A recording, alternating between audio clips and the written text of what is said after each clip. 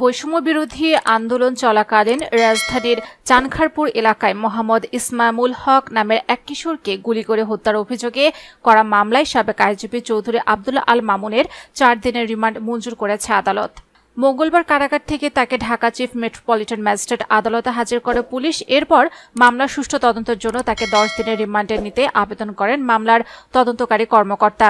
অন্যদিকে তার আইনজীবী রিমান্ড বাতিল চেয়ে জামিনের আবেদন করেন। উভয় পক্ষের শুনানি শেষে ঢাকার মেট্রোপলিটন ম্যাজিস্ট্রেট সাইফুজ্জামান তার জামিন আবেদন নামঞ্জুর করে ৪ দিনের রিমান্ড মঞ্জুর করেন। গত ৩ সেপ্টেম্বর রাতে মামুনকে গ্রেফতার করে ডিবি পুলিশ। পরের দিন ৪ সেপ্টেম্বর ভোর ৬:৩০টার দিকে তাদের ঢাকা চিফ মেট্রোপলিটন ম্যাজিস্ট্রেট আদালতে হাজির করে পুলিশ। বৈষম্য বিরোধী কোটা আন্দোলন চলাকালে মোহাম্মদপুরে মুদি দোকানদার আবু সাইদ হত্যা মামলার সুষ্ঠু তদন্তের জন্য তাকে ১০ দিন করে রিমান্ডে নিতে আবেদন করেন তদন্তকারী কর্মকর্তারা। অন্যদিকে তাদের আইনজীবী রিমান্ড বাতিল চেয়ে জামিনের আবেদন করেন। উভয় পক্ষের শুনানি শেষে ঢাকার মেট্রোপলিটন ম্যাজিস্ট্রেট আখতারুজ্জামান তার জামিন আবেদন নামঞ্জুর করে ৮ দিনের রিমান্ড মঞ্জুর করেন। চানখারপুলে গুলির ঘটনায় গত ৫ আগস্ট মোহাম্মদ ইসমামুল হক নামের এক কিশোর নিহত হন। এ ঘটনায় শেখ হাসিনা সহ ৫ জনের নাম উল্লেখ করে আরও অনেককে অজ্ঞাত দেখিয়ে গত ২৫ আগস্ট নিহতের বড় ভাই মোহাম্মদ মহিবুল হক শাহবাগ থানায় একটি হত্যা মামলা করেন।